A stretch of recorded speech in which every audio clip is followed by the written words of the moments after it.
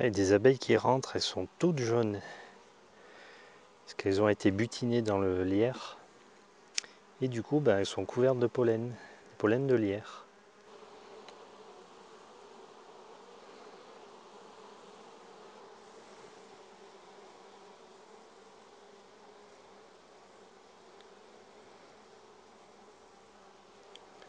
Bien bonjour, on se retrouve encore au rucher. On va attaquer directement à faire les introductions des reines dans les ruches que j'ai orphelinées la semaine dernière. Et là, regardez, normalement, vous pouvez apercevoir les petites reines. C'est les petits points qui se baladent. Vous voyez le petit point? Petite vingtaine d'introductions à faire sur ce rucher. Donc c'est les reines que j'ai remplacées. Là, je les ai remis dans ma poche. Et maintenant, on va ouvrir la première ruche. Et celle-ci, la particularité, c'est que j'ai fait une introduction directe la semaine dernière. C'est-à-dire j'ai retiré la reine. Et à la fin de mon travail sur le rucher, donc j'ai trouvé une colonie dans une ruche qui était très faible. Il restait un point d'abeilles, on va dire. Donc du coup, je les ai secoués. J'ai récupéré la reine qui était blanche, marquée en blanc. Comme j'avais nulle part où la mettre, que je suis en train de réduire mes nucléi à l'hivernage. Du coup, j'ai dit tiens, on va tester une intro directe juste sur celle-ci pour voir. Pas sûr que ça marche. On va regarder ça, on verra bien.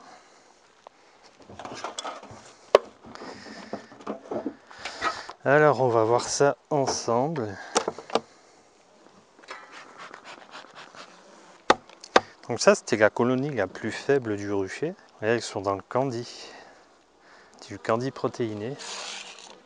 Et donc là, c'est simple à vérifier. Si la reine a été acceptée, il n'y aura pas de cellule royale. Si elle n'a pas été acceptée, il y aura la présence de cellules royales. Pour l'instant, je n'en vois pas. Bon, là, c'est normal, c'est un cadre de pollen, cadre de réserve. Oui, donc il y a beaucoup de pollen sur celui-là. Sur les parties hautes, il y a du nectar frais.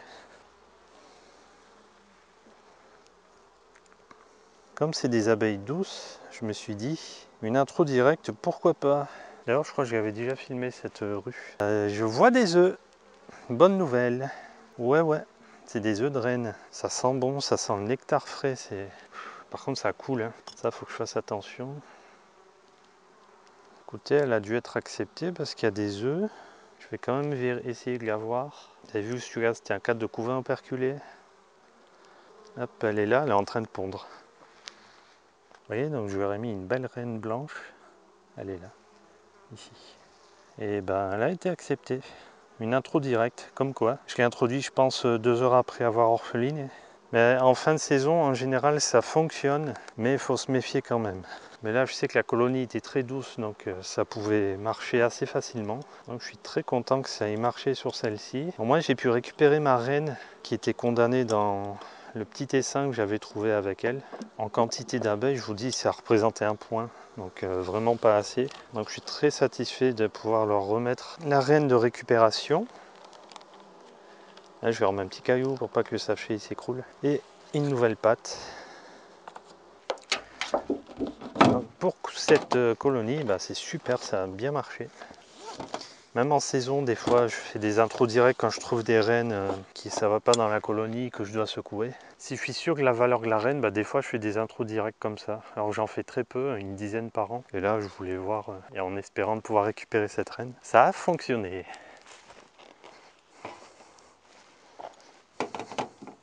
Donc là, tout ce qui est après, c'est des intros que je dois faire maintenant. Là, c'est sûr, il n'y a plus de reines.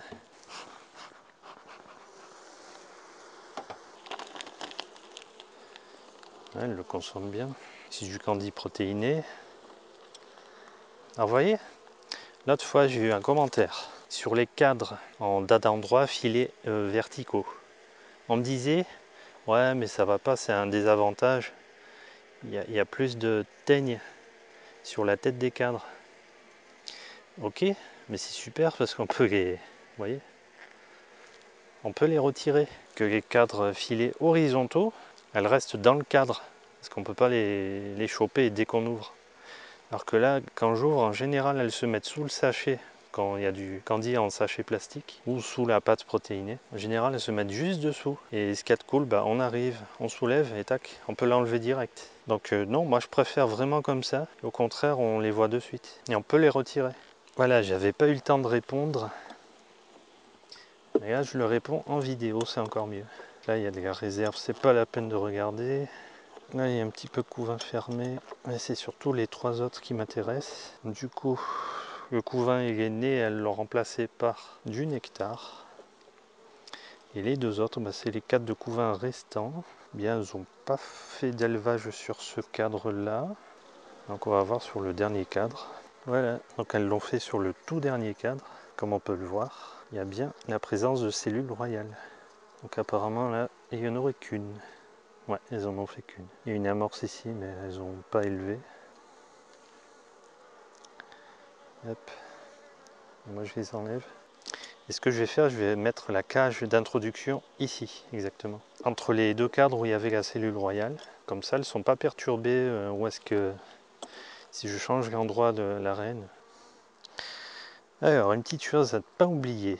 Donc, avant de faire l'intro, bien vérifier que la reine soit présente et en forme, ce qui est le cas. Et ensuite, enlever la petite languette derrière. Si on oublie ça, elle n'est pas prête de sortir. Petit coup de fumée pour qu'elle se déplace un petit peu. Là, j'ai introduit ma cage. Je resserre et puis je vais mettre un petit bâton pour être sûr. Voilà, comme ça risque rien. Je remets ma patte. J'en rajoute une autre pour les remercier. Et puis là, c'est bon. Donc vous voyez, le changement des rênes, c'est à rien de compliqué. Hein. On enlève la reine qu'on veut changer ou supprimer. On attend quelques jours et ensuite on repasse pour mettre une nouvelle reine. En vérifiant bien qu'il y ait les cellules royales. En vérifiant correctement tous les cadres pour être sûr de ne pas oublier de cellules royales quelque part. Donc là c'était un couvain ouvert la semaine dernière. Maintenant il est tout operculé et il y a bien les cellules royales. Certaines sont fermées mais certaines sont encore ouvertes. Et dedans il y a une belle cellule, vous voyez. Je vais me rapprocher pour voir ce que je vous montre un petit peu. Posez-vous quand on montre là. Donc il y a bien la larve. Ça c'est la future reine. Hein. Elle est uniquement élevée dans la gelée royale, d'où sa transformation en reine. Et après, c'est simple, il suffit de supprimer les cellules présentes en les détruisant. Là, il y en a 2 autres. Faire attention à ne pas abîmer les abeilles qui est à côté. Et sinon, voilà. Là, j'y vais délicatement. J'évite de mettre les cadres à l'horizontale parce que sinon, il y a le nectar frais qui va couler sur la tête des cadres. Puis à côté aussi. Il faut éviter de faire du pillage parce qu'on peut faire du pillage en mettant du nectar partout. Donc il faut éviter, surtout que c'est une période où on ne peut plus trop faire comme on veut au rucher, donc c'est pas le moment de faire des bêtises ou des erreurs plutôt. Là de ce côté ça fait 7 jours, donc il n'y a aucune possibilité pour elles de remérer derrière. Le couvain qu'elles ont là, au plus jeune il a déjà 4 jours, donc c'est un peu trop tard pour qu'elles refassent un élevage dessus. Voilà, même sur les 4 de rive de réserve, on peut aussi trouver des cellules. Là, pour ce cas-là, il y en avait 4 de ce côté. Je suppose qu'il y en a aussi de l'autre côté. Hein. Plus de couvains de l'autre côté. Et ben non, vous voyez, il n'y en avait pas là de ce côté. Il faut bien vérifier par contre. Des fois, il y a des cellules écrasées. Dans le sens, elles font pas une belle boursouflure, mais elles font une boursouflure tassée parce qu'il y a un creux ou quelque chose. Du coup, elles en profitent un peu pour masquer ou camoufler comme ça les cellules. Vérifiez aussi sur les parois s'il n'y a pas une cellule restée accrochée. Puis voilà, vous voyez le remérage. Ça n'a rien de compliqué. Hein. Bon, alors là, c'est facile, évidemment.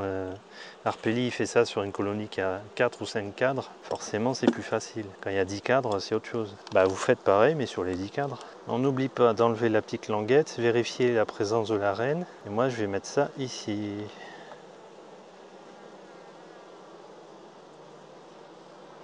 Ouais. Quand il y a pas mal de cire pour bloquer la cagette, du coup, moi, j'en profite pour la caler comme ça.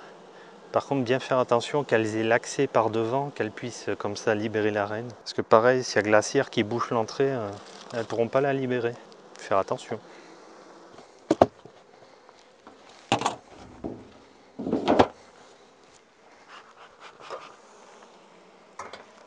Voilà, c'est pour ça la raison que j'aime bien faire ça sur des colonies que je divise. Comme ça, je leur laisse 4 ou 5 cadres. Et ça me fait moins de cadres à contrôler comme ça. que si je remère quand elles sont sur 10 cadres, bah forcément ça prend plus de temps, hein. Par contre ça sent super bon. Ils sont en train de faire la mielée de lierre. Bon, elle rentre aussi beaucoup de miel de nectar de fausse roquette. Elles sont belles ces cellules, pleines de gelée royale.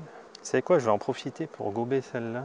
Parce qu'en tant que sportif, c'est excellent pour les défenses immunitaires, la gelée royale. Et moi, c'est pas les petites doses qu'on nous vend, hein, soit les mini cuillères. Moi, c'est la dose. Regardez, je vais me régaler. Là, j'ai l'équivalent d'une semaine.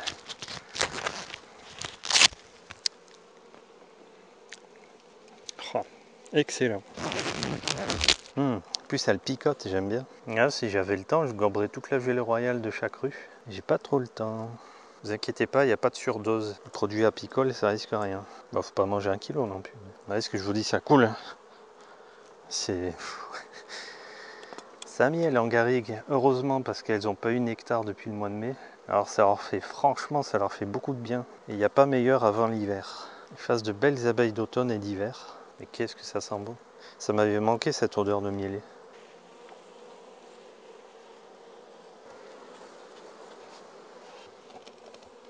Là, je ferai un contrôle dans une dizaine de jours pour être sûr qu'elles aient bien la nouvelle reine d'accepter. Si c'est pas le cas, j'ai encore des reines en stock dans les nucléi. Et bah, je rajouterai une reine, mais ce sera leur dernière chance. Après, elles seront regroupées dans une autre, hein, si ça ne marche pas. Ou secouer, c'est plus simple. Vous voyez, en fin d'après-midi, il fait beau. C'est beaucoup plus agréable de travailler en ce moment qu'au mois de juin, juillet, août. Qu'est-ce qu'il faisait chaud.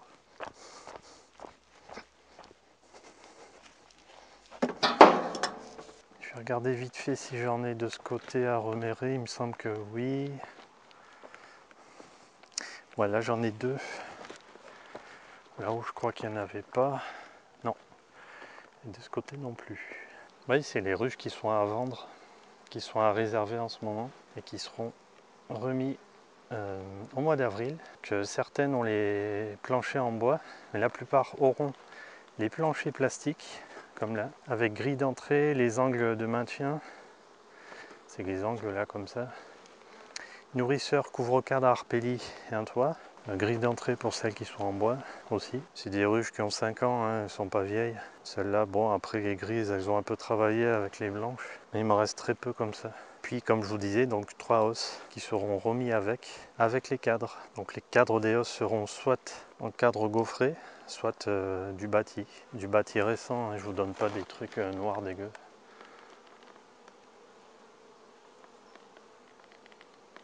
Donc ce sera des colonies sur 10 cadres. Vous mettez ça fin avril sur une mielée et ça explose. Ouais, je vous montre d'autres ruches, modèles similaires.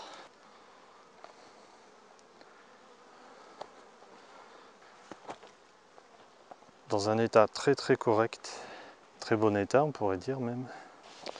Là voilà, c'est le cas, il y a une ruche en plateau plastique, donc c'est les plateaux Nico qui ont 2 ans. Et aussi le nourrisseur en Nicoplast. C'est joli, hein, avec le ciel bleu en arrière-fond, en arrière-plan. Très joli.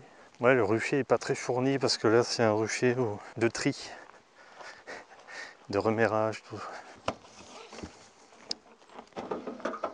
Ouais, donc un truc aussi, si vous voulez changer vos rennes pour X raisons, faites-le uniquement, parce que là, vous voyez, on est début octobre, faites-le uniquement si vous avez des rennes fécondées. Là, on ne pourrait pas laisser faire les colonies parce que, effectivement, il y a des cellules royales, mais il n'y a plus de mâles pour les féconder. Oui, ça c'est mes cadres à mâles, donc je leur laisse parce qu'il y a encore du couvain dessus. Et après, en fin de saison, moi je les retirerai. Elles bâtissent, hein, vous voyez. En saison, ce que je fais, bah là je vais vous montrer. Ce qui est très pratique avec les cadres à mâles que je fabrique, c'est qu'en saison, bah, j'ai juste à faire comme ça. Tac, ça s'enlève tout seul. Et je laisse comme ça. Elle rebâtit celle derrière en couvain de mâles, vous voyez. Ouais, donc comme là, au mois d'octobre, bah, il n'y a plus de mâles pour les féconder, donc on va pas s'aventurer à espérer une fécondation, hein, parce que je vous le dis tout de suite, ça marchera pas. Petites cellules, donc il faut bien les enlever, hein. N'oubliez pas. Là ici, tac, petit coup de lève-cadre, ça suffit. Bien s'assurer supprimer correctement la larve, puis c'est bon. Allez, on peut faire l'intro. Ouais, il y a la reine. Oui, ça va bien. Petit coup de fumée pour pas écraser les abeilles. Ah, ils aiment bien. Elles ont déjà senti la présence de la nouvelle reine, donc elles vont s'agglutiner autour. Et elles vont surtout manger le candy devant pour la libérer. Bon, je vous dérange 2 secondes.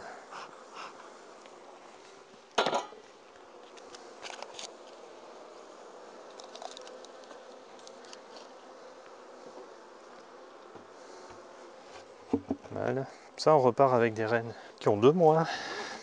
Ça, on fera une belle saison l'an prochain. Meilleure que cette année. Ce sera pas difficile, je pense. Voilà, ça m'a fait très plaisir de vous présenter cette nouvelle vidéo. J'espère que ça vous a plu. Je vous dis à très bientôt. C'était Arpélie. Salut!